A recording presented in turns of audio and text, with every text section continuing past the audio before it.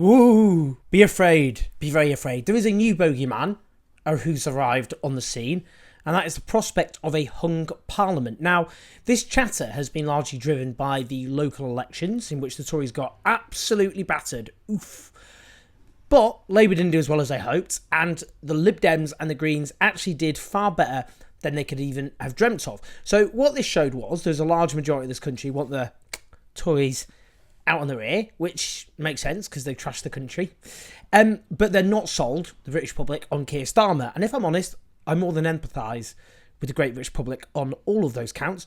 Now, I actually think a Labour majority is still pretty likely, given the extent of Tory self-destruction. 3 prime ministers in one term, unfortunate. One forced out after epic scandal, the other after trashing the economy and sending mortgage payments hiking high, an unprecedented cost of living crisis, collapsing public services, and the Scottish nationalists having a bit of a mare, all truth be told. Now, Starmer is nothing if not a lucky general, given all of that. But if inflation falls and Starmer's general unpopularity, his ratings are poor, despite getting the easiest ride from the media of any Labour leader since Tony Blair. If that cuts through, then who knows? I mean, an election's a year away, probably, at least, maybe more.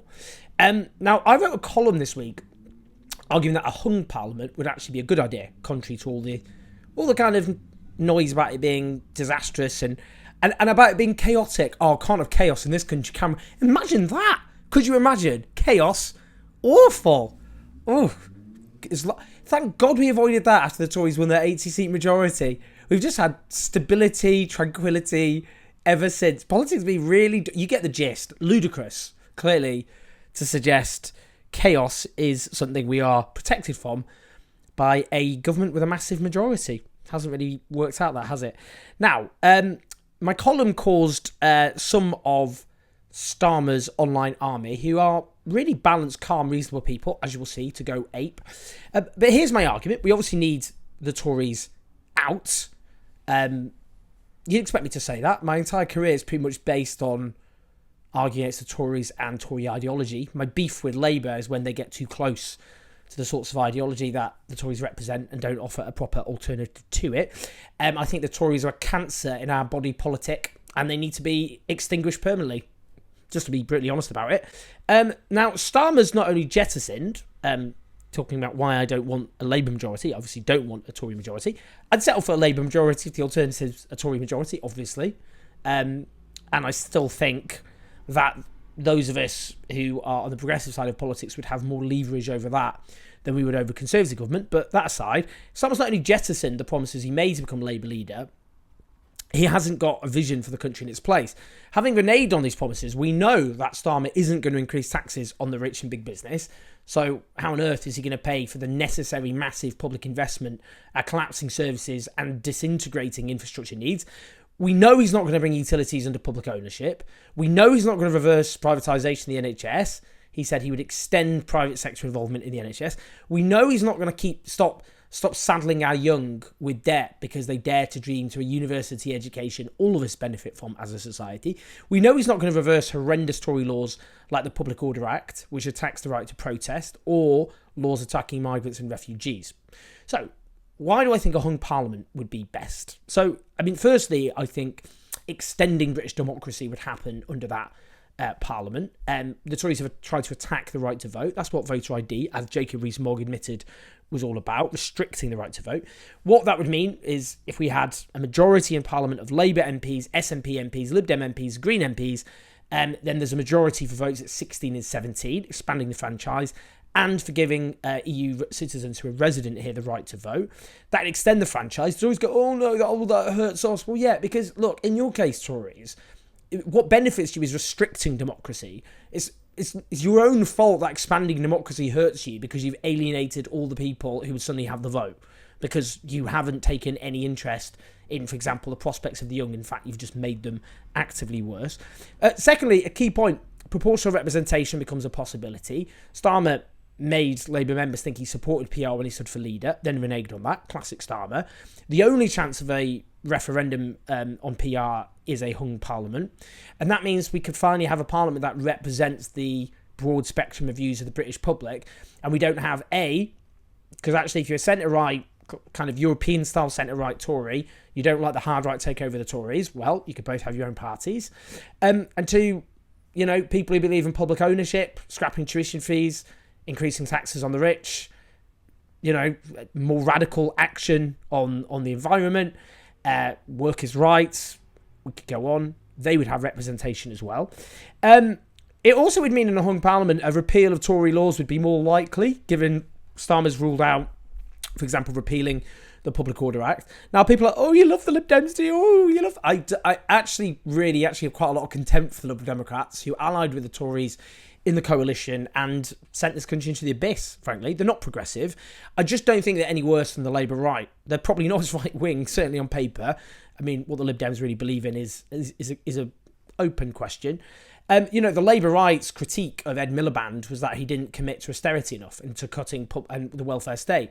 As soon as Labour lost in 2015, the Labour Party whipped its MPs to abstain on the massive cuts to the welfare state that George Osborne then ushered in after the 2015 election. So, Labour went into the 2010 election promising bigger cuts than Thatcher, and they promised to halve the deficit over one parliamentary term, which is in practice what the coalition did.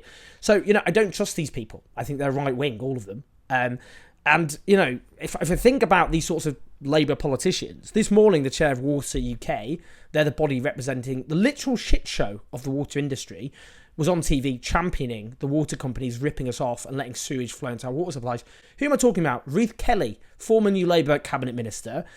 She's one of many New Labour ministers to go through what is called the revolving door, ending up working for, here's a partial list, gambling companies, private health companies, arms companies, actual bailiffs, not a joke. And many of the people around Starmer are clearly the same sorts of people, and they will end up in the same place, using the prestige they got from elected politics to end up working for some of the most obnoxious vested interests in the country.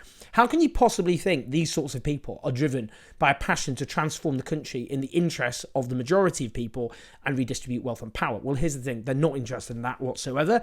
And therefore, I don't think to myself, well, the Lib Dems would put a block on that. If we had a hung parliament with the Labour government offering the sorts of policies Jeremy Corbyn's leadership had offered, public ownership, scrapping tuition fees, extending workers' rights, redistributing wealth and power through tax, the Lib Dems would have blocked that. But that's not an offer under Starmer. So what exactly are we talking about that's going to be blocked? That's progressive. More to the point, if the SNP are holding a minority government's feet to the fire, we're certainly more likely to have more public investment and progressive policies, not least if that is, with added pressure from left-wing backbenchers, if Starmer hasn't purged them all by then. The other key reason is I think Starmerism is very authoritarian by instinct and impulse. They don't support repealing Tory attacks on civil liberties, as Starmer's made clear. He called for the Public Order Act to be bedded in. He's attacked, the leadership has attacked the Tories for not going far enough in clamping down on climate protesters. The last time these sorts of people, this New Labour Blairite faction, were in government, they relentlessly attacked civil liberties.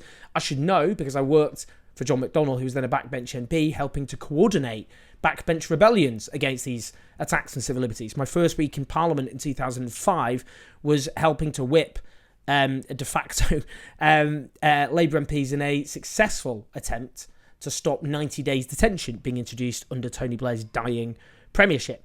Now, we can see how they've operated within the Labour Party. They've waged ceaseless war on the left, despite Starmer's promise of party unity. They've stitched up parliamentary selections, and internally Labour has been turned into some sort of dictatorship. I don't trust these people with our hard-won freedoms and our liberties. I don't trust British democracy with them at all.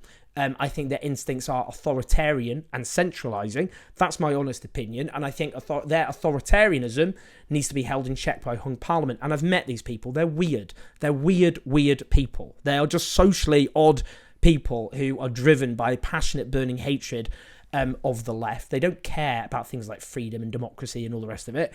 And they're sort of kind of like, there's different types of nerds, if you like. Nerds who are kind of, I'm pretty nerdy. Nerds who are kind of interested, obsessive about politics, that kind of thing. And then there's a kind of evil nerds who pull wings off flies.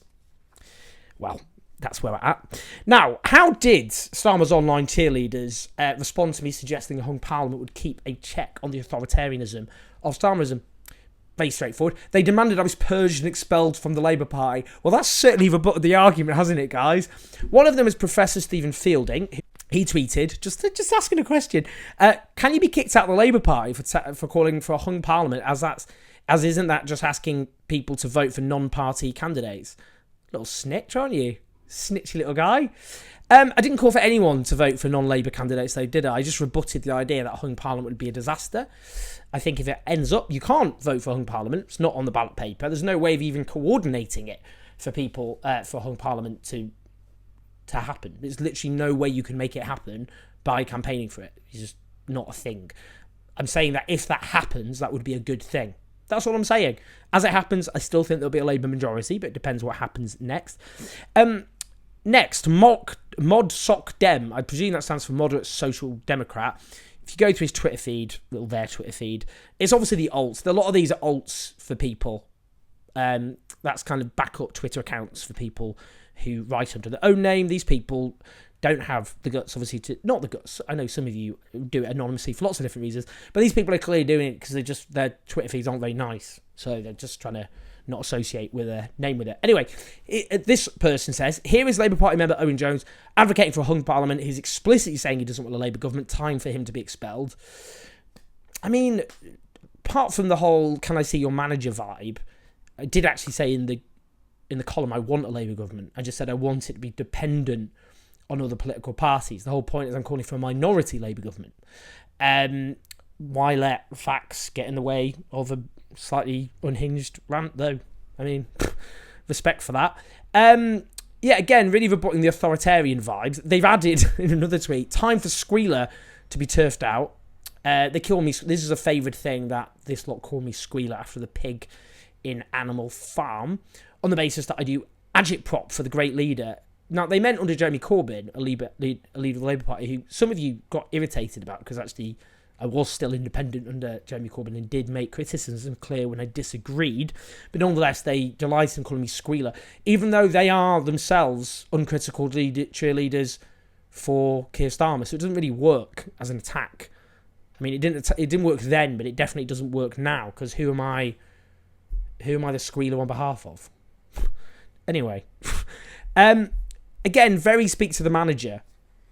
This is why I don't trust these people, because that is the mentality of these people, which is their view is political dissidents, political critics need to be crushed. They need to be smashed. They were always more authoritarian than the left were portrayed. The left are kind of civil libertarians. I mean, and these people don't believe in a broad church. They just believe in the destruction of their opposition. I don't trust them in democracy. They reflect the mentality of this particular political current. Someone else, Russ Jones, who's one of the leaders of kind of what I call Anglo-centrist Twitter, who are just, again, these are people who spent their time, as you'll see, denouncing Labour under Corbyn and now are like uncritical cheerleaders of Labour under Starmer, and anyone who's not is their enemy number one. So they linked to my article, which is entitled, Here's What I Want, a Hung Parliament. And they've added, is it because you're an arse? I'm just guessing. It's that level of real sophisticated, nuanced and thoughtful debate I appreciate from them. Problem is, and this is a case in point, this guy was voting Lib Dem when it mattered in 2019. He also wrote, at the time, after 30 years voting Labour, I want it to die. I've only ever voted for the Labour Party. I joined the Labour Party when I was 15. Under Tony Blair. I voted for the Labour Party under every single Labour leader from Tony Blair to Keir Starmer. And I get denounced abusively by these people as a traitor to the Labour Party. And they were voting for the Lib Dems not long ago when I was voting for the Labour Party, including under their man. But that's why we need a hung parliament, in my view. And I think it's good for democracy. I think it could usher in a proper democratic system. And I think it's more likely to repeal Tory policies and keep a check on these people's weird authoritarianism. But I would love to hear your thoughts. That's why I do these videos. I spend a lot of time reading the comments. Do like and subscribe. Support us on patreon.com/Jones84. Listen to us on the podcast. And I will speak to you all soon.